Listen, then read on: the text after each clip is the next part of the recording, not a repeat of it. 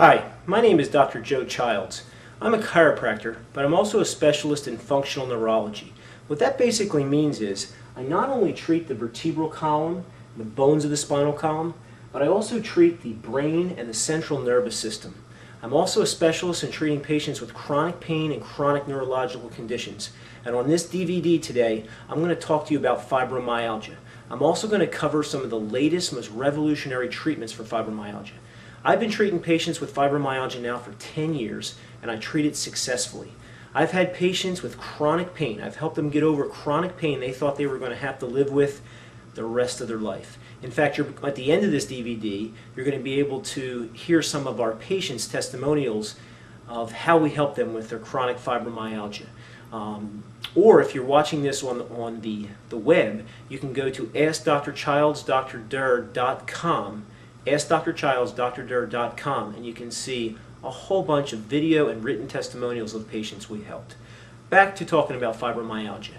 One of the things that I want to cover on this video is I want to cover the cause of fibromyalgia. Because what I have found is most patients with fibromyalgia have absolutely no idea why they feel the way they feel. In fact, a lot of doctors have no idea what really causes fibromyalgia. Most people are shocked to find out that fibromyalgia is not just a muscular problem. In fact, it's not a muscular problem at all. You feel it in your muscles, but fibromyalgia is not a muscular problem. Fibromyalgia is a neurological problem that needs to be treated neurologically. So what I want to do in this DVD is I want to talk about a brain-based treatment and analysis of fibromyalgia. And I want to talk about how we help patients with fibromyalgia, because most people with fibromyalgia, when they come into my office, they tell me they feel like they have the flu, that achiness that you get with the flu, that all-over body ache, only these patients have it 24/7, 365 days a year. You're not sleeping well. Most patients with fibromyalgia, they have insomnia. You have chronic pain all through your body, and your life is just not the way it used to be. Your quality of life, the things that you used to do, you're not able to do those things. So one of the things we do differently is we do a brain-based, neurological-based treatment program. We do brain-based tests to find out why you have the problem. So when somebody comes into our office with fibromyalgia, when they hit the door with fibromyalgia, the first thing we want to do is we want to do a very thorough consultation. Because our treatment philosophy is to treat the individual, not just the diagnosis. Now, we're very concerned about the diagnosis that you come in with. We want to, whether it be chronic fatigue, whether it be fibromyalgia, whatever you have when you come in, we're concerned about that. We're going to look at your MRIs. We're going to look at all of your past medical history. But what we really want to do is we want to sit down with you toe-to-toe, knee-to-knee, and find out why you feel the way you feel. We want to find out how this has been affecting your life. We want to find out the things that you've not been able to do, how your quality of life has been reduced. We want to understand you individually, because every patient with fibromyalgia, although a lot of them are very similar, the majority of them are very different in some ways as far as how it came on. And we're going to talk about the cause and how fibromyalgia occurs. The other thing we want to do is, when you come into our office, is we want to do a very thorough neurological exam. We also want to test you metabolically. We're going to talk more about that on this video. Before we talk about the neurological testing that we do in our office, what I'd like to do is go over the cause of fibromyalgia. Why you have chronic pain all through your body. Why you get migraine headaches. Why you have irritable bowel syndrome. One day you've got constipation, the next day you have diarrhea. Why you have chronic fatigue and insomnia, where you just can't get to sleep at night. Why a certain part of your brain is not feeling the way it used to feel, meaning you have this fibrofog. You're not able to express the things that you want to say. The words are on the tip of your tongue, and you're not able to really express yourself fully, because this area in your brain, the frontal lobe, the left frontal lobe, area 44, Broca's area, is not firing the way it fires. See, all of these things come into play, and the brains of people with fibromyalgia simply do not work the way the brains work of patients that don't have chronic pain. So what I want to do is I want to use this model. This is a plastic model of the human brain, and we're going to use this today to kind of get you to understand how patients get fibromyalgia and how the nervous system is the culprit. So when you look at a brain here, you have higher areas of the brain, which is called the cortex. A lot of times when you look at this area, most patients will think that that's really the brain, and it is the brain, but we can call that the cortex. And you have the lower aspects of the brain, which are the brain stem, and the back part of your brain, which is the cerebellum. The cerebellum is this part right here. They call it the little brain. It's the part right in the back. On this poster, you can see it right here. Now, the lower brain stem, or the brain stem, can be divided up into two parts. It can be divided up into the lower brain stem and the upper brain stem. The lower brain stem is the pons medulla. The upper brain stem is the mesencephalon, or the midbrain. But we'll just call it lower brain stem and upper brain stem to make it easier. So normally what happens is messages from the cerebellum will fire messages up to the brain, and then the brain will send messages down to the lower brain stem. And then what the lower brain stem does is the lower brain stem slows down the upper brain stem. It sort of mutes it, because the upper brain stem is kind of like an unruly teenager in that it needs a lot of supervision. And it gets its supervision from a lower brain stem. When the lower brain stem is firing good, the upper brain stem is going to be in check. Okay? Now, what happens with patients in fibromyalgia is a lot of times the back part of their brain, the cerebellum, won't be firing the way it needs to fire. It's not sending messages as vibrantly as it needs to. And the cerebellum controls your balance, it controls your coordination, it controls all your spinal postural muscles, and it also controls your equilibrium. So a lot of patients with fibromyalgia, not only do they have chronic pain, but what I have found is a lot of them have balance disorders. Some days they've got vertigo, they've got dizziness, their posture is not good because the cerebellum controls the posture. They tend to be they kind of tend to slump forward, and the cerebellum is the culprit. Now, the cerebellum sends messages up to the upper brainstem. Okay, excuse me, the cortex, and then the cortex sends messages down to the lower brainstem. Now, when I say sending messages, I'm gonna talk about the brain firing or not firing, and what I'm talking about is a soft versus a hard lesion. Now, in neurology, you have one or the other. A hard lesion is things like multiple sclerosis, MS, a tumor.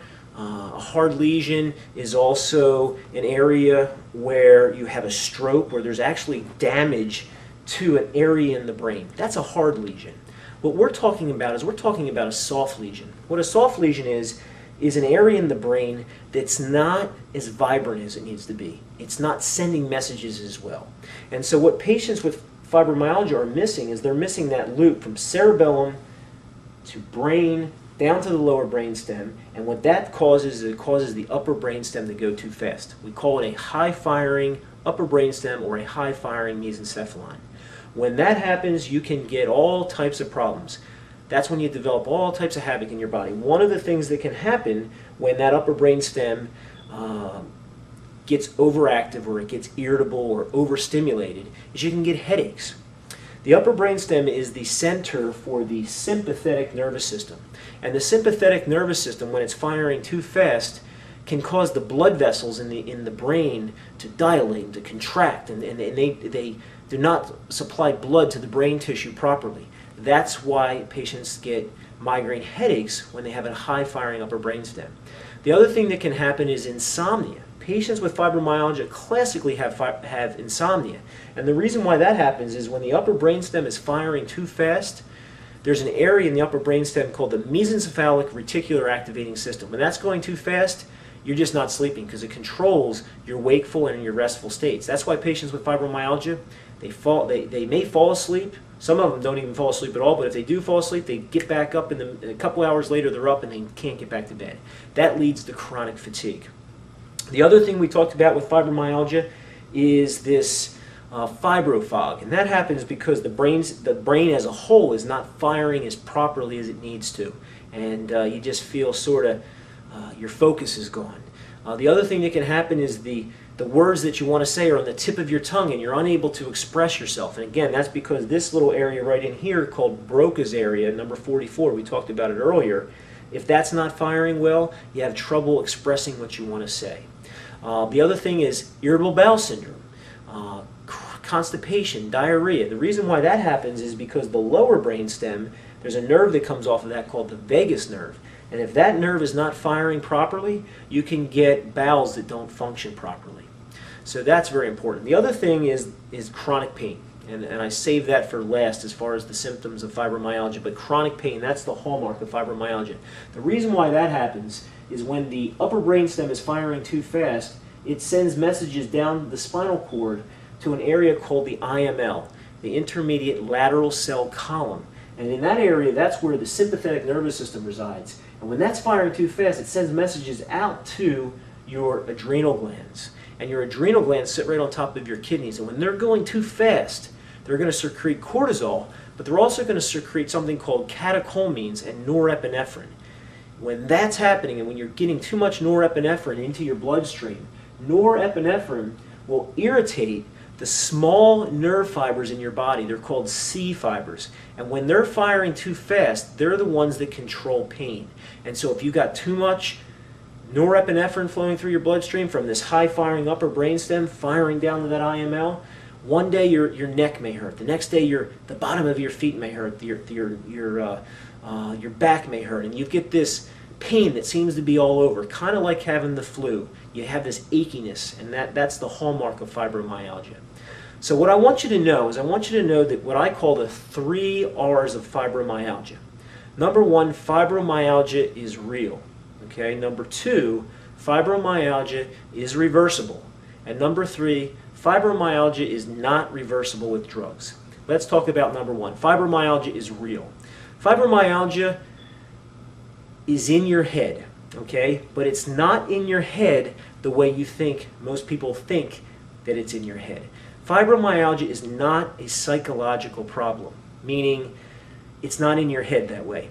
What I mean is fibromyalgia is in your head, but it's actually a physical problem with the way the brain is firing. So it's real. Don't ever let anybody tell you that it's all in your head. Okay? Let them know that you're right. It is in my head, but fibromyalgia is a physical problem. So that's number 1. Number 2, fibromyalgia is reversible, but it's only reversible if it's treated neurologically. Okay? Most doctors are not even looking at the neurological cause for fibromyalgia. And number 3, fibromyalgia is not reversible with drugs. Most doctors are just putting patients on drugs with fibromyalgia. The average patient, and this has been studied, the average patient with fibromyalgia has had at least, or tried at least 10 different medications, and they've also been to at least 10 different doctors looking for the solution. Fibromyalgia will never be reversed with drugs, and the reason why is there's no good drug out there for fibromyalgia, and there's no good drug that actually addresses the core neurological problem of fibromyalgia. So, I mean, as far as drugs go, I mean, they put you on antidepressants, they put you on anti-inflammatories, they put you on duralgesic patch, they put you on morphine. Now there's a new drug out called Lyrica.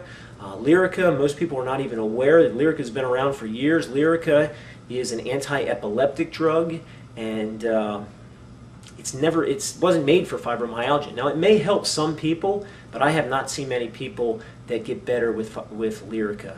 Neurontin is another drug. That's an anti-epileptic, an anti-convulsive drug. It's not really made for chronic pain. That's sort of an after effect that they have decided that they need to use it for. Again, the thing about drugs is this: drugs only mask the symptoms. Now, I don't tell patients to go off their drugs, but as their nervous system starts to function better, they are not going to need the drugs as they go. And you'll see in some of the testimonials that these patients start to get off of the medications. So why does a person have this brain, this high-firing upper brainstem, and what causes the brain to lose its normal firing ability? The number 1 cause is stress. Stress, physical, chemical, and emotional stress are what cause the brain to not fire the way it needs to fire. 50% of people with fibromyalgia will report some type of emotional, physical, or chemical stress that spurred on the problem. Emotional, they may have a death in the family, they may have financial loss, they may have something that has caused them great stress that spurred it along. Physical stress, car accident, a fall, a slip on the ice where you hurt yourself structurally. The other thing is chemical stress, a very bad flu or very bad infection. If a person is not healthy neurologically and that happens, then they develop some of these chronic problems. Now, let's talk a little bit about stress. When you are stressed out and you have emotional stress, there's a part in your brain called the hypothalamus. And what the hypothalamus does is it sends a message down to the adrenal glands. And the adrenal glands secrete cortisol. And when you secrete too much cortisol, cortisol gets up into the blood supply to the brain, and cortisol is toxic to brain. So when you have enough cortisol, what that will do is it'll start to cause a decreased frequency of firing of the brain itself. If you've got poor spinal health, over time that causes the cerebellum not to fire very well. Now, a lot of people ask me, is fibromyalgia genetic? Is there a genetic predisposition for fibromyalgia? There has been no research out there that states that fibromyalgia is a genetic problem. However, I will tell you that I have seen mothers, daughters, and grandmothers that all three of them have fibromyalgia, and they come into my office, all three of them together.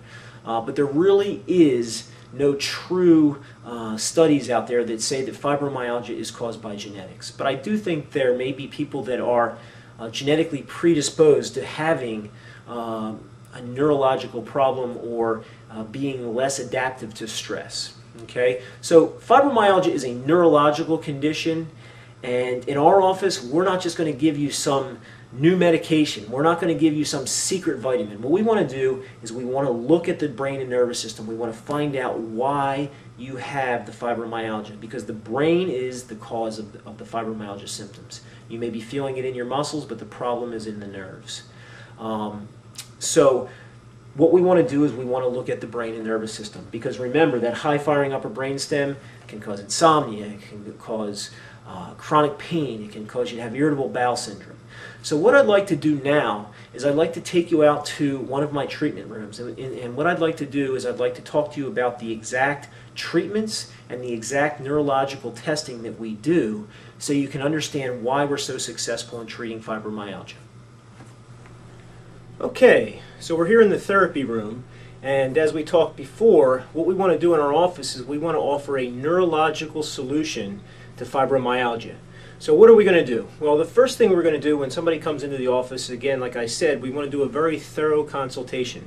Remember, our treatment philosophy is to treat the individual, not just the diagnosis. So we want to sit down and we want to understand what you've been going through. We want to sit down and understand how this has been affecting you, like I said before, and we really want to understand you. We want to look at your MRIs, we want to understand any x-rays, anything that you've had, bring them in with you. But then from there, what we're going to do is we're going to do a very thorough neurological exam. It's going to have some of the standard things that a neurologist would do, but we're also going to do some very specialized tests. So what I'm going to do now is I'm going to talk to you about some of the tests that we're going to do in the office when you come in with fibromyalgia. So the first thing we want to test is that cerebellum, which is the back part of the brain. And the way we test that is we're going to do some standard cerebellar testing. So one thing we'll do is we'll have you stand with your feet close together, and we'll have you close your eyes, and we'll determine and see, are you swaying from one side to the other?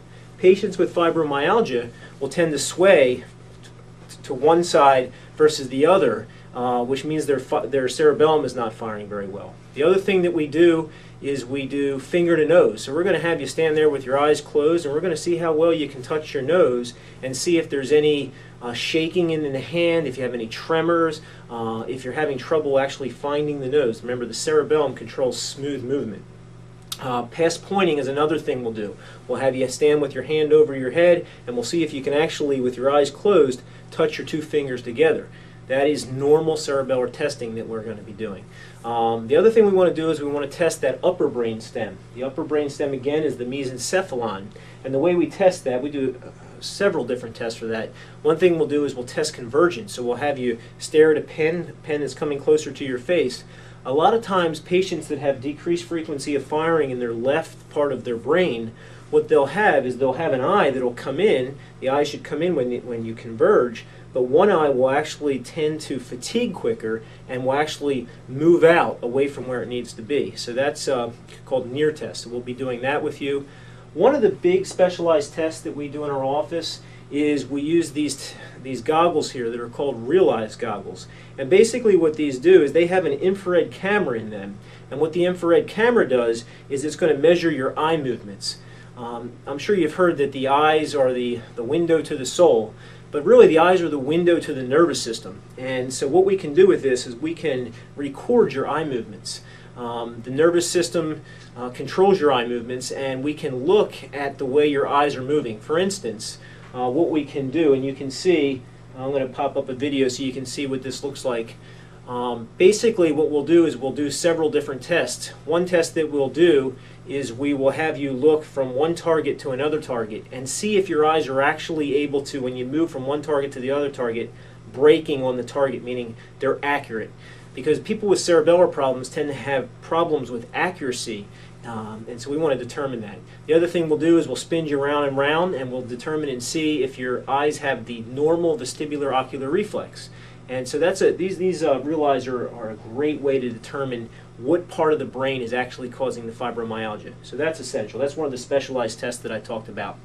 Other testing that we're going to do something called OPK tape testing.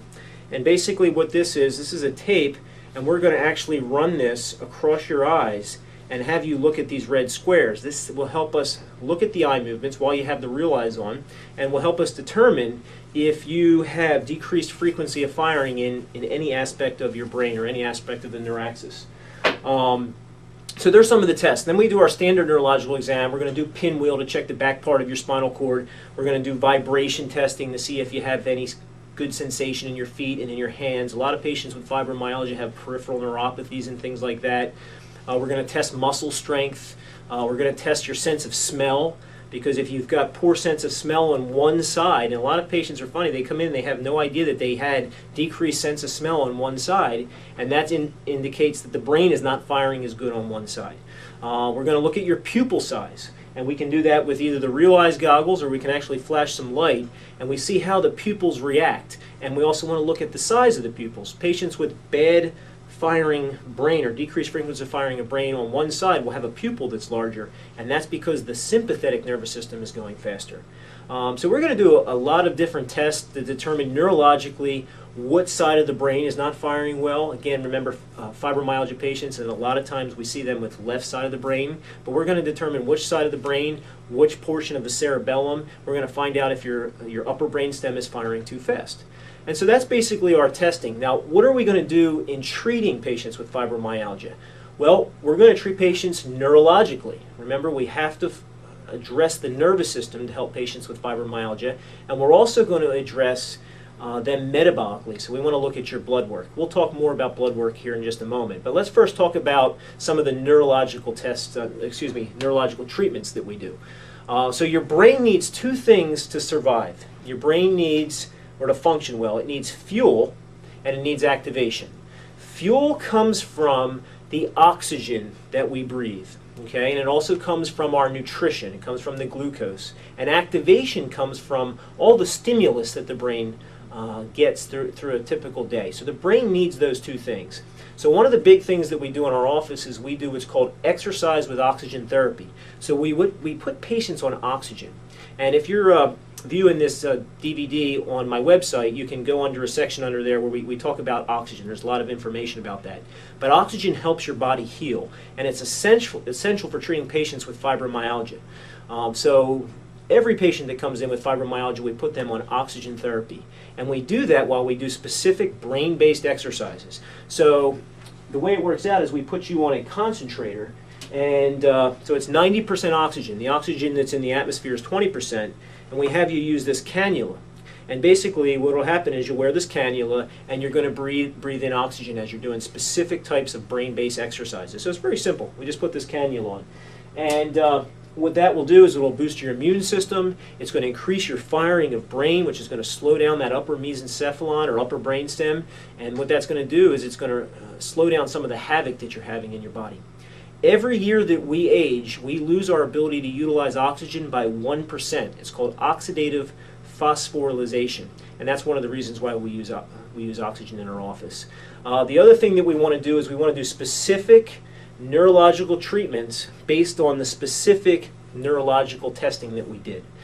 So some of the treatments that we'll do is we'll do olfactory stimulation. So if we found out you had decreased sense of smell, we may use certain types of smells or aromatherapy to stimulate that side of the brain. We may do visual stim, where we actually have you do either eye exercises, or we may actually have you look at a program called a hemistim, which will actually speed up certain aspects of your brain and cause your brain to develop healthier function. We can do caloric irrigation, which basically means that if we find out that your cerebellum is not working well on one side, we can actually put some warm water in the cerebellum, and that will fire off what's called the vestibular nerve. And when we fire that off, that will stimulate the cerebellum on that side. Okay. The other thing that we can do, if we find out that you have a decreased left side of your brain, everybody has heard that the left side of the brain controls the right side of the body, and the right side of the brain controls the left side of the body, and that's exactly how it works. So what we'll do is we'll do some very light instrument adjusting. Fibromyalgia patients can't handle the cracking and popping type adjustments that we use with patients with back pain or neck pain or some simple pain. But patients that have chronic fibromyalgia, we have to start off very light using an instrument. And so we'll do that on the one side of the body. So we find out that the cerebellum is not firing right on the right side, we're going to stimulate the right side of your body with an instrument. Some patients can use an osseous adjustment or that cracking adjustment with fibromyalgia, but most people with fibromyalgia are very sensitive, so we have to be very light. The other thing that we'll do is we'll do vibration. Vibration on one side of the spine or on the right side of the body will stimulate the right cerebellum and fire the brain, and if we do that enough, that part of the brain will start to activate and it'll start to develop what we call plasticity, which means that that part of your brain is going to be firing better, and then eventually that's going to inhibit the lower brainstem, the upper brainstem, and really slow down the insomnia, slow down the chronic pain, all the different issues, the irritable bowel syndrome, all those things.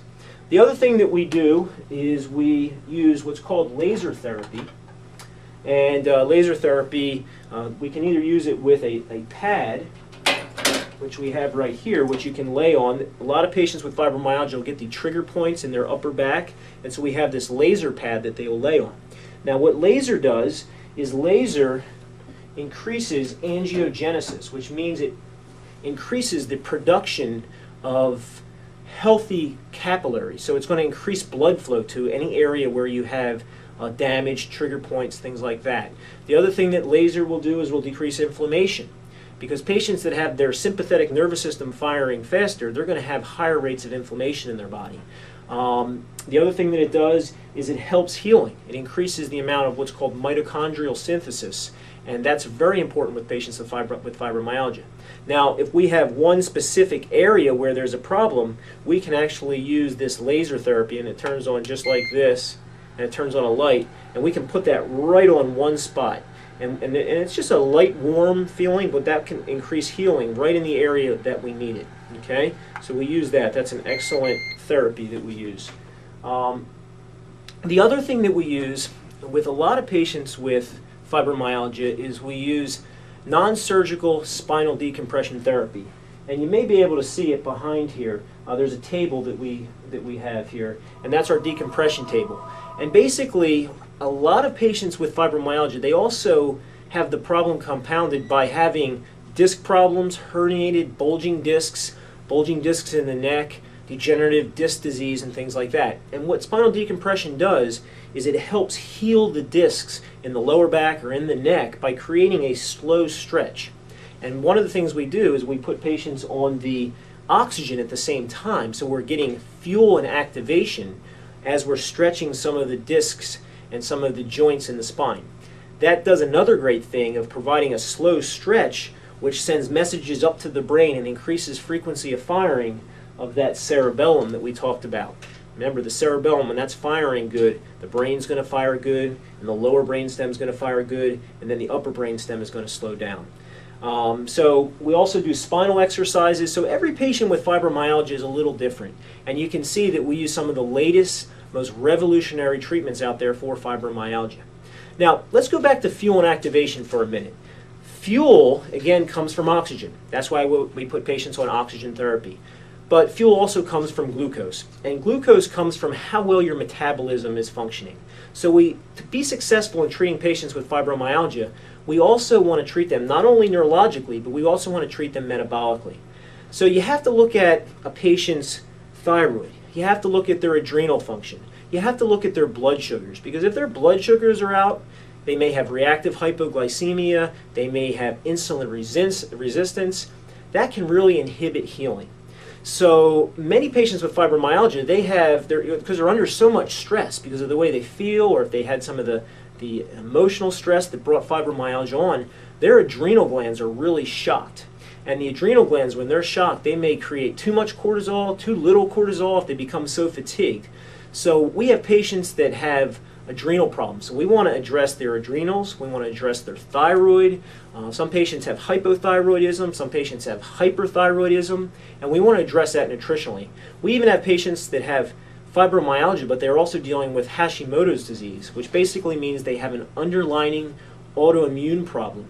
And that autoimmune problem is actually causing a lot of the fibromyalgia pain. So we want to address that.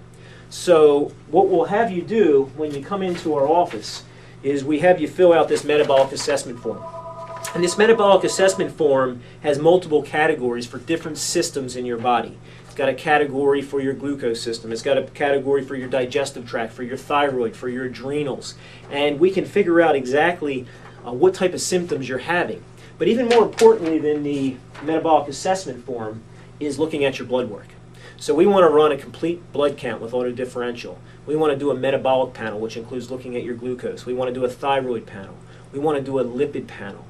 We also want to do what's called an adrenal stress index. And basically what an adrenal stress index does is it looks at your cortisol levels. Do you have too much cortisol? Is that affecting your brain function? Is that affecting the way your body functions as a whole? It's also going to look at your progesterone. We're also going to look at your secretory IgA, which has a lot to do with the irritable bowel syndrome. So it's very important that we look at the adrenal stress index. What we do after we get your blood work information is we put that information into a computer. And what that computer will do is it will print us out a specific graph of exactly where you should be to be as healthy as you can for you to heal. The greens are normal. The yellows are where a patient would be out of the optimal or functional range. And the reds are where you would be in the laboratory range or outside of the laboratory range. Now we look at your blood work from a preventative medicine model. And basically what that means is when you look at the different ranges, so let's say you go to your medical doctor, he's looking at mainly the laboratory or the disease range. And that average comes from everybody getting blood work, including people with, AIDS and cancer and the very sick and the healthy people. And so that's the average. A preventative medicine perspective looks at your blood work from a functional or optimal health model. And the way that works is basically it's looking at the average of only healthy people, people with no symptoms, people with no pain, people with no disease process. And so what we want to do with our fibromyalgia patients, or any patient with chronic problems for that matter, is we want to get them in the optimal range so they can heal. And so what we'll do is put you on a specific nutritional program, and the nutritional supplements, most of them come from Apex Energetics. And Apex Energetics is the nutrition supplements that we do recommend. One other brain-based program that I wanted to go over with you that is really good for patients with chronic pain, especially patients that have chronic pain and balance disorders or vertigo, is we use what's called an interactive metronome. And I forgot to go over this with you, but I do want to go over this. The interactive metronome is a brain-based program, and basically what happens is the patients will put on these headphones, and what will happen is they're going to hear a tone, and at the same time they need to tap. They're going to tap every time they hear the tone, and they need to hit exactly when the tone hits, down to the millisecond. So what that's doing is it's developing parts of the brain that develop rhythm, timing, and this is what we see in patients with fibromyalgia. They lose some of the rhythm and timing in their brain. So this is a very important neurological treatment that we do. We also add that. So that's basically it. So when you come into our office, we're going to check you neurologically, we're going to check you metabolically, we're going to develop a specific protocol to get your body to heal. So if you're serious about fibromyalgia and you're serious about getting well, what I recommend you do is you call our office and you set up a fibromyalgia discovery visit. And basically what's going to happen there is you're going to be able to come in and you're going to be able to sit down and have a full consultation with us. We'll be able to sit down and do the neurological testing that we need to do to find out why you have the problem. And at that point, we'll let you know if we can help you. And you're going to see our number flash across the screen. It's 610-518-3370. You can call that number and tell one of our front desk assistants that you want to set up a discovery visit and that you have fibromyalgia, and we'll be able to help you. Okay? Also, at the end of this DVD, you're going to hear about 3 to 10, I'm not sure how many we're going to put on there, but we're going to put a lot of fibromyalgia testimonials of patients we've helped. It's going to be on this DVD. If you're watching this on the website, Ask Dr. Childs, Dr. Durr, you can page down and you can see where you can listen to a tremendous amount of video testimonials and written testimonials of patients we've helped with this problem. So thanks a lot. Take care.